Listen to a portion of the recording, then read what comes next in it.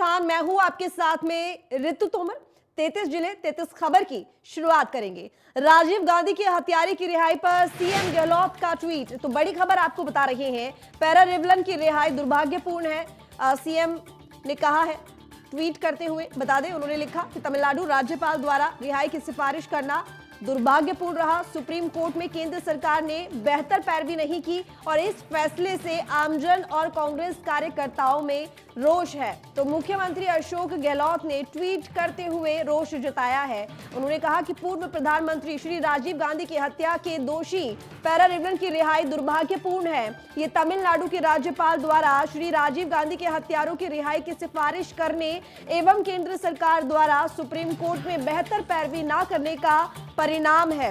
इस निर्णय से आम जनता एवं कांग्रेस कार्यकर्ताओं में दुख एवं रोष है। आपको बता दें कि पैरा रिवलन ने उस विस्फोट में जिसके जरिए राजीव गांधी की हत्या की गई थी, उसमें आपको बता दें कि 2 बैटरियों का इंतजाम पैरा रिवलन ने ही किया था और इस मामले को लेकर पैरा रिवलन काफी समय से जेल में था और सजा काट रहा था, लेकिन अब उसकी रिहाई हो गई है। और इस पूरे मामले को लेकर मुख्यमंत्री अशोक गहलोत ने ट्वीट करते हुए रोष जताया है। उन्होंने कहा कि पूर्व प्रधानमंत्री श्री राजीव गांधी की हत्या के दोषी पैरा रिवलन की रिहाई दुर्भाग्यपूर्ण है और ये तमिलनाडु के राज्यपाल द्वारा श्री राजीव गांधी के हत्यारों की रिहाई की सिफारिश करने और केंद्र सरकार द्वारा सुप्रीम कोर्ट में बेहतर पैरवी न करने का परिणाम है, जिस वजह से राजीव गांधी पूर्व प्रधानमंत्री थे, उनकी हत्या के जो दोषी हैं पैरा रिवलन, उनकी रिहाई जो हुई है इसी वजह से हुई है क्योंकि केंद्र सरकार ने ठीक तरीके से सुप्रीम कोर्ट में पैरवी नहीं की और तमिलनाडु के राज्यपाल द्वारा इसकी सिफारिश की गई और उसी का परिणाम है कि राजीव गांधी का हत्यारा रिहा कर दिया गया है। उन्होंने कहा रिहा कर दिया गया है। तो बता दें आपको, राजीव गांधी का हत्या के दोषी पैरा रिवलन की रिहाई को लेकर मुख्यमंत्री अशोक गहलोत ने यह ट्वीट किया है।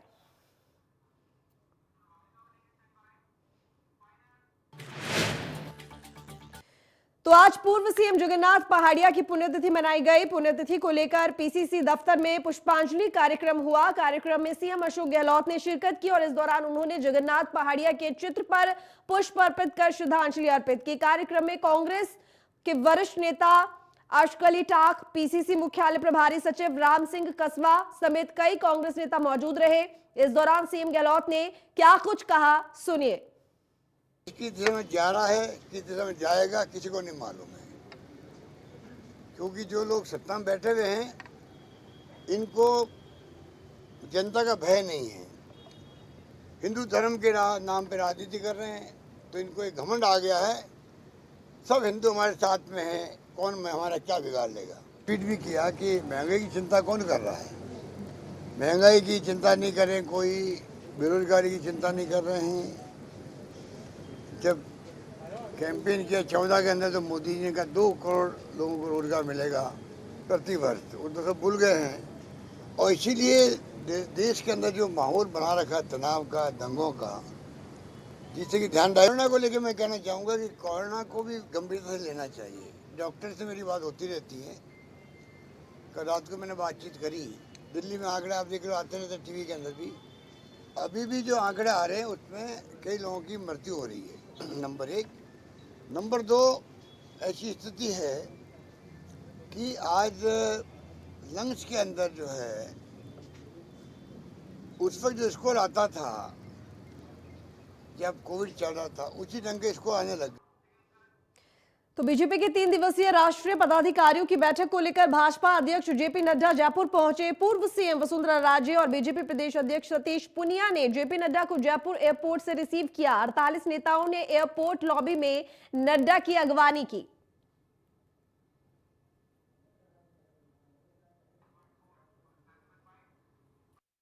राशि का राजस्थान में तीसरी बार आगमन ये प्रदेश की इकाई के लिए सौभाग्य है।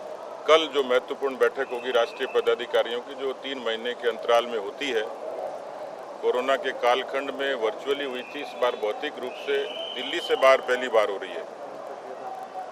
संगठनात्मक बैठक है, लेकिन उसमें संगठन के साथ साथ राजनीतिक मुद्दों पर भी मुखर चर्चा होगी। और निश्चित रूप से ये जो बैठक है वो पूरे देश की राजनीति को भी एक नया संदेश और दिशा देगी और राजस्थान के लिए मिशन 2023 में ये बूस्टर का काम करेगी। फोकस तो रहता ही है, जहाँ आने वाले चुनाव को ध्यान में रखते हुए भी वहाँ की टीम को अधिक से अधिक एक्टिव किया जा सकता है। राजस्थान को बहुत लंबे समय बाद ये अवसर मिला है। निश्चित रूप से एक तो आने वाले व्यक्तियों को भी राजस्थान की धरती जो है जिन बात के लिए जानी जाती है उसका कुछ असर है, और दूसरा कि उतने लोगों का यहाँ मंथन करने से निश्चित रूप से देश में भारतीय जनता पार्टी को और कैसे जिस उद्देश्य से हमने पार्टी बनाई उस उद्देश्य में और अधिक सफलता कैसे मिलेगी। जयपुर में होना अपने आप में भारतीय जनता पार्टी की राजनीति में एक बड़ा इवेंट है। कार्यकर्ताओं में उत्साह है और जहां एक और हमारा राष्ट्रीय नेतृत्व राजस्थान के परिप्रेक्ष्य में यहाँ की राजनीति से सीधा रूबरू होगा, वहीं इन हमारे राष्ट्रीय नेताओं का आना, राष्ट्रीय अध्यक्ष जी का आना और इन 3 महीनों में 3 बार आना निश्चित तौर पर कार्यकर्ताओं में उत्साह का संचार हो रहा है और इस कुराज को, कुशासन को उखाड़ फेंकने के लिए कार्यकर्ता और उत्साहित होकर काम। तो जयपुर पहुंचने के बाद बीजेपी अध्यक्ष जेपी नड्डा का आमेर की कुंडा में भव्य स्वागत किया गया। सैकड़ों की संख्या में भाजपा कार्यकर्ताओं ने जेपी नड्डा का भव्य स्वागत किया। इस दौरान बीजेपी प्रदेश अध्यक्ष सतीश पूनिया और पूर्व मुख्यमंत्री वसुंधरा राजे भी साथ में मौजूद रहीं। इसके बाद जेपी नड्डा बाइक रैली और ट्रैक्टर रैली के साथ कुकस लीला पैलेस होटल पहुंचे। यहां जेपी नड्डा ने जनसंघ के संस्थापक सुंदर सिंह भंडारी की जीवनी प्रदर्शन का अवलोकन किया। प्रदेश के तमाम नेता नड्डा के साथ मौजूद रहे।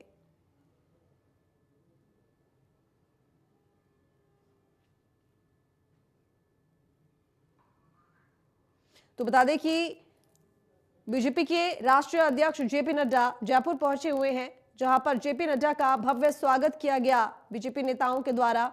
इसके साथ ही आपको बता दें कि आमेर की कुंडा में वो पहुंचे, जहां पर सुंदर सिंह भंडारी की जीवनी प्रदर्शनी का जायजा लिया। तो सुंदर सिंह भंडारी की जीवनी प्रदर्शन एग्जीबिशन का जायजा लेने के लिए पहुंचे बीजेपी राष्ट्रीय अध्यक्ष जेपी नड्डा। इसके साथ ही जो पदाधिकारी हैं, नेता हैं, वो भी उस दौरान उनके साथ में मौजूद रहे। तो पंचायती राज मंत्री रमेश चंद्र मीना एक दिवसीय टोंक दौरे पर रहे और इस दौरान मीना का टोंक सर्किट हाउस पहुंचने पर कांग्रेसी कार्यकर्ताओं ने भव्य स्वागत किया। वहीं मंत्री मीना ने गांधी खेल मैदान में आयोजित राजीविका की ओर से आयोजित कार्यक्रम में हिस्सा लिया। लोगों की समस्याओं को सुनते हुए उसके निस्तारण का भी आदेश दिया। उन्होंने कहा कि सीएम ने महिलाओं की आय बढ़ाने के लिए महिला बैंक के लिए 50 करोड़ रुपए की घोषणा की है। इससे 600 करोड़ का लोन दिया जाएगा ताकि गरीब महिलाएं स्वरोजगार कर अपना अच्छा रोजगार पा सके।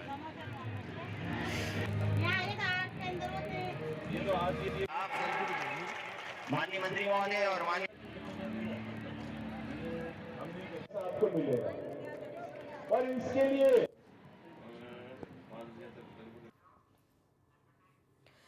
खबर डूंगरपुर से है, जहां पर भाजपा ने जिला कलेक्टर राज्यपाल के नाम सौंपकर डूंगरपुर विधायक को बर्खास्त करने की मांग की है। भाजपा पदाधिकारियों ने कहा कि विधायक गोगरा ने प्रशासनिक अधिकारियों के साथ अभद्र व्यवहार किया, जो कि गैर जिम्मेदाराना है।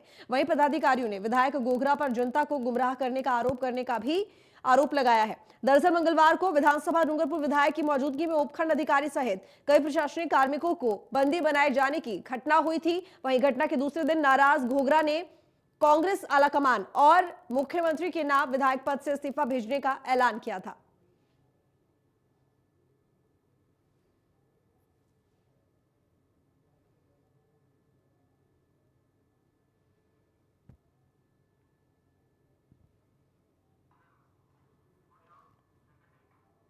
उत्तर प्रदेश सरकार में डिप्टी सीएम ब्रजेश पाठक पत्नी के साथ मेहंदीपुर बालाजी धाम पहुंचे। इस दौरान उन्होंने बालाजी महाराज की नैनाराम झांकी के दर्शन किए। डिप्टी सीएम पाठक ने पत्रकारों से बात करते हुए कहा कि हमने उत्तर प्रदेश के विकास और संपन्नता के लिए आशीर्वाद लिया है। वहीं ज्ञानव्यापी मामले को लेकर डिप्टी सीएम ने कहा कि न्यायालय का जो भी फैसला होगा वह मान्य होगा।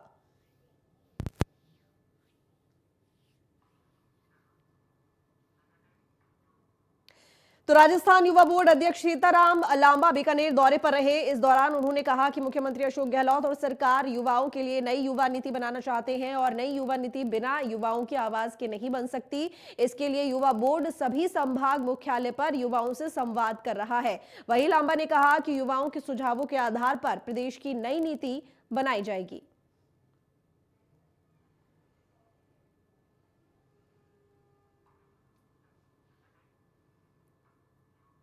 तो सीआईडी-सीबी ने राज्यसभा सांसद किरोड़ीलाल मीणा, नागौर सांसद हनुमान बेनीवाल, पूर्व विधायक गोपीचंद मीणा को बांदीकुई रेल लाइन पर पथराव मामले में दोषी माना है। बता दें कि तीनों नेताओं पर साल 2019 में बांदीकुई रेल लाइन पर ट्रेन रोकने, राजकार्य में बाधा डालने, सरकारी संपत्ति को नुकसान पहुंचाने और पुलिस कर्मियों पर पथराव करने का मामला दर्ज हुआ था। दौसा कोतवाली के तत्कालीन सीआई ने मामला दर्ज करवाया था। करीब 3 साल बाद सीआईडी-सीबी ने जांच पूरी कर ली है। मामले की जांच सीआईडी-सीबी को सौंपी गई थी। सीआईडी-सीबी ने मामले की जांच करके आरोपियों के खिलाफ दोष प्रमाणित करके फाइल जीआरपी पुलिस को भिजवा दी। अब इस मामले में जीआरपी अजमेर के पुलिस अधीक्षक को चालान पेश करना होगा।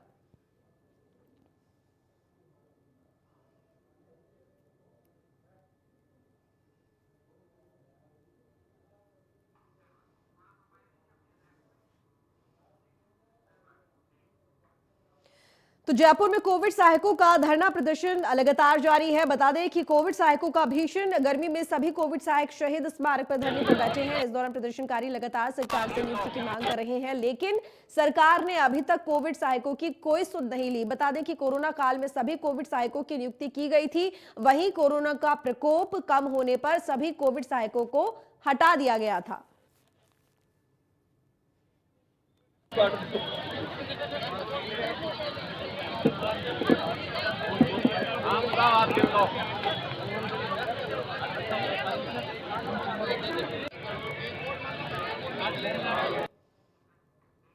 कोटा के मंडारा अस्पताल में डॉक्टर की नियुक्ति और व्यवस्था सुधारने के मामले को लेकर ग्रामीणों ने धरना प्रदर्शन किया।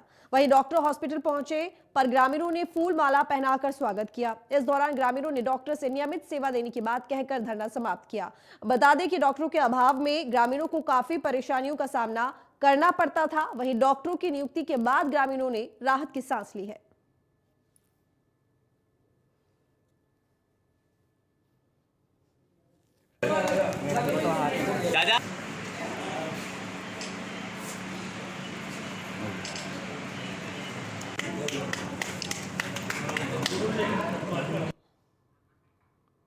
अजमेर के जिला कलेक्टर परिसर में जनसुनवाई का आयोजन किया गया। जिला स्तरीय संपर्क समाधान जनसुनवाई में कलेक्ट्रेट परिसर में सैकड़ों ग्रामीण सहित आमजन पहुंचे। इस दौरान अजमेर जिला कलेक्टर ने लोगों की समस्याएं सुनी। वहीं जिला कलेक्टर ने लोगों की समस्याओं को सुनकर जल्द समस्याओं का समाधान करने का आदेश भी दिया है।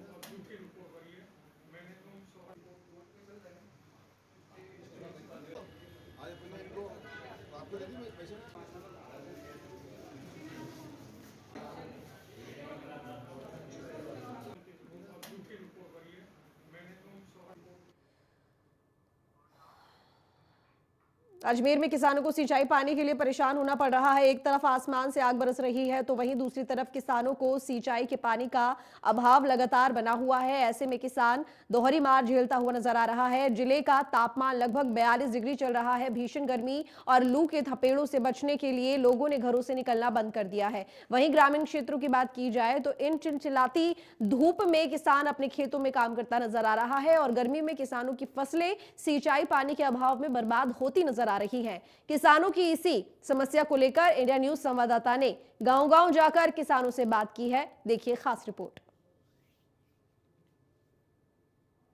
देश भर में गर्मी ने अपना प्रचंड रूप धारण कर रखा है।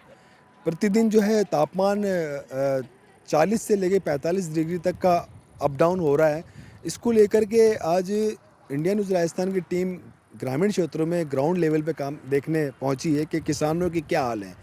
एक तरफ पानी की मार है, दूसरी तरफ गर्मी की मार है और किसान के जो ग्रामीण के जो गांव के जो किसान हैं उनकी हालत इतनी बेहाल है कि उनका खेत पूरा जल रहा है। भीषण गर्मी के चलते ग्रामीण क्षेत्र की जो महिलाएं हैं खेतों के अंदर पूरी तरीके से दिन भर काम करती है। सुबह 8 बजे अपने खेतों में आती हैं, शाम तक ही अपने खेतों में काम कर रही है। पीने के पानी की बड़ी समस्या है, खेतों में पीने का पानी नहीं मिल रहा है, खेत पूरी तरीके से सूख रहे हैं। कुछ महिलाएं गाँव की हमारे साथ में मौजूद है जिनसे हम खास बात करेंगे। काकी जान दे काम कर रहे हो, खेत के महीने कहीं परेशानी आ रही खेता में? अब खेतों में परेशानी तो पूरे दिन धूप में काम कर रहे हैं। पे 200 रुपये मिल रहे हैं, देवे ये जान ब्याके भी हाथ में आवे जान। ये अभी यहाँ पे किस किस चीज़ की खेती तुम्हारे इस खेत में जो देख रहे हैं अभी फसल पूरी सूख रही है, क्या खेती है ये? प्याज है, और टमाटर भी है? टमाटर भी है, मिर्ची भी है। तो ये सूख कैसे गई पूरी खेती तुम्हारी पूरी ज्ञान? पानी की कमी है ना सब। तो तुम यहाँ क्या मजदूरी करते हो यहाँ पे, क्या नरेगा में नहीं है तो तुम लोग? नरेगा में पैसे ही कम आता है, बस यहाँ पे आ गया भाई कि यहाँ पे आज मजदूरी की आज ही वापस पैसे मिल जावे तो शाम का भी तो कोई कुछ ला के खिलाता बच्चे ना। नरेगा में 1 महीना बाद में पैसे आवे तो फिर क्या खिलावा, इसलिए खेत कमाई ना मजदूरी करवाया। अच्छा, ये पूरा खेत कितने घंटे में ठीक खोद लेते हो तुम लोग? 2-3 दिन खुद जाए। अच्छा, हम्म, तो कितना मजदूरी मिल जाएगी तुम्हारे को? 200 रुपये देते हैं। देखिए, ग्रामीण क्षेत्रों का जो महिलाएं कितना बुरा हाल है, इनके जो घर के लोग हैं मोटियार हैं, आदमी हैं, सब लोग मजदूरी करने के लिए या बेलदारी करने के लिए या चूने भाटे का काम करने के लिए शहरों में चल जाते हैं। महिलाएं पूरी तरीके से खेतों में आके अपना पूरा समय यहाँ पे लगाती हैं। 200 रुपये सिर्फ इनको मिलते हैं मजदूरी के, और पूरी भरसक जो गर्मी है, ऊपर से प्रचंड आसमान से जो धूप बरस रही, आग बरस रही है, उसके अंदर भी दिन भर ये खेतों में रह के अपना पूरा मेहनत से ही अपने खेतीबाड़ी में काम करती हैं, जिसको लेकर के इनकी पूरी मजदूरी भी इनको नहीं मिल पाती, पूरे परिवार को ढंग से नहीं पाल सकती। इन लोगों का खासतौर से मांग है कि सरकार जो है इनका नरेगा में पैसा बढ़ाए या मजदूरी इनकी बढ़ाए, जिससे इनका पूरा परिवार घर परिवार चल सके। इंडिया न्यूज़ राजस्थान की टीम एक बिलिच्चावास गांव जो अजमेर में पड़ता है, यहाँ पे आगे पहुँची। यहाँ पर एक किसान जो है हमारे साथ मौजूद है, जिसका नाम नानू सिंह है। उससे हम इस बारे में बात करेंगे कि आसमान से इतनी आग बरस रही है, उसके बाद भी जो आज टेम्परेचर जो है, मौसम विभाग के अगर माने तो अजमेर ज़िले का जो टेम्परेचर है वो लगभग 39-40 के आसपास आ रहा है। उसके बावजूद भी ये खेतों के अंदर अपना काम कर रहे हैं। आप देख सकते हो कि कितनी ज़बरदस्त गर्मी पड़ रही है। नानू सिंह जी हमारे साथ मौजूद हैं। नानू सिंह जी, आपका इंडिया न्यूज़ में स्वागत है। अभी खेतों में इस वक्त इतनी भयंकर गर्मी पड़ रही है, आसमान से आग बरस रही है, लोगों को पीने का पानी चाहिए, छाया चाहिए, छाता चाहिए, मुंह पे कपड़ा बांध के काम कर रहे हैं। तुम इतनी बरसती आग में किस तरीके से खेत में काम कर रहे हो? सर करना पड़ता है, नौकरियां तो मिल नहीं रही सर, बेरोजगार है, इसलिए हमारे को करना पड़ता है। नानू सिंह का कहना है साफ तौर से कि इनके पुरखों की ज़मीन है, बाप दादाओं की ज़मीन है, वो इस ज़मीन के ऊपर पूरी तरीके से मेहनत करके, मजदूरी करके अपने खेती के अंदर यहाँ पे ज्वार पाएंगे, उसके बाद इनका घर बार चलेगा। इनका साफ तौर से कहना है कि देश प्रदेश के अंदर नौकरियाँ है नहीं, पढ़ाई लिखाई करने के बाद में भी ये अपनी खेती को पूरी तरीके से संजो के रखे हुए हैं। अभी ये खेती फाड़ेंगे, आने वाले समय के अंदर, आने वाले 2 महीने बाद जो बारिश होगी, बारिश के अंदर ये इसमें बीज डालेंगे, फिर उसके बाद फसल होगी, फसल होने के बाद में अपने घर परिवार को पूरी तरीके से पालने का ये ऐसी भीषण गर्मी के अंदर भरसक प्रयास कर रहे हैं। सीरत अली के साथ जावेद खान, इंडिया न्यूज़, अजमेर।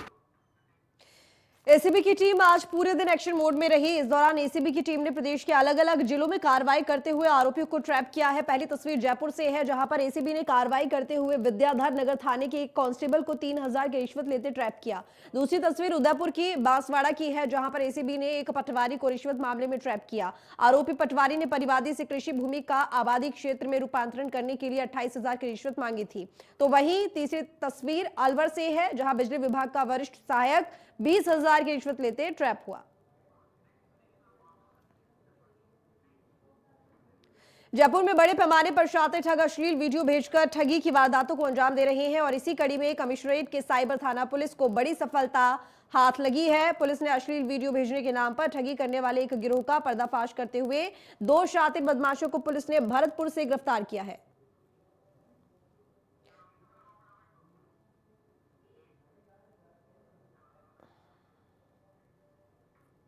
चुरू के सरदार शहर में एक पैंथर की मौत का मामला सामने आया है। बता दें कि पैंथर की मौत वन विभाग कार्यालय में हुई है। हालांकि पैंथर की मौत के कारण का अभी खुलासा नहीं हो पाया है। वहीं वन विभाग रेंजर अनूप कुमार ने मामले को लेकर बताया कि मेडिकल टीम का गठन कर पैंथर का पोस्टमार्टम करवाया जाएगा।